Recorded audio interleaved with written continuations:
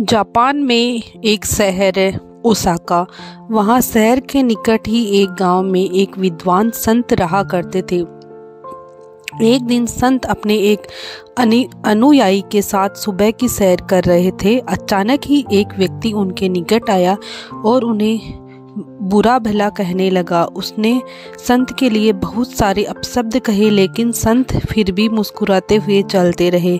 उस व्यक्ति ने देखा कि संत पर कोई असर नहीं हुआ तो वह व्यक्ति और भी क्रोधित हो गया और उनके पूर्वजों तक को गालियां देने लगा। संत फिर भी मुस्कुराते हुए आगे बढ़ते रहे और संत पर कोई असर नहीं होते देख वो व्यक्ति निराश हो गया और उनके रास्ते से हट गया। उस व्यक्ति के जाते ही संत के अनुयायी ने उस संत से पूछा कि आपने उस दुष्ट की बातों का कोई जवाब क्यों नहीं दिया? वो बोलता रहा और आप मुस्कुराते रहे, क्या आपको उसकी बातों से जरा भी कष्ट नहीं हुआ?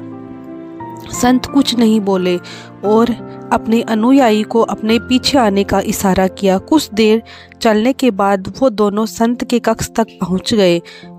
उससे संत बोले, तुम यहीं रुको, मैं अंदर से अभी आया। कुछ देर बाद संत अपने कमरे से निकले तो उनके हाथों में कुछ मैले कपड़े थे।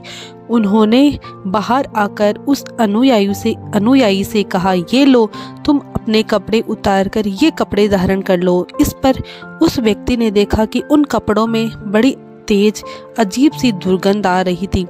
इस पर उसने हाथ में लेते ही उन कपड़ों को दूर फेंक दिया। संत बोले, अब समझे, जब कोई तुमसे बिना मतलब के बुरा भला कहता है तो तुम क्रोधित होकर उसके फेंके हुए अपशब्द धारण करते हो अपने साफ सुथरे कपड़ों की जगह। इसीलिए जिस तरह तुम अपने साफ सुथरे कपड़ों की जगह ये मैले कपड़े धारण नहीं कर सकते, उसी तरह मैं भी उस आदमी के फेंके हुए अपशब्दों को कैसे धारण करता। यही वजह थी कि मुझे उसकी बातों से कोई फ़र्क नहीं पड़ा। अगर आपको मेरी ये कहानी पसंद आती है तो प्लीज़ मेरे चैनल को लाइक करना, शेयर करना, कमेंट करना। मेरे चैनल का नाम है चूकी कहानियाँ। अगर आप मेरे चैनल को लाइक करते हो तो मैं ऐसे ही आपके लिए रोज़ रोज़ नई कहानियाँ लेके आऊँगी। धन्यवाद। राम राम।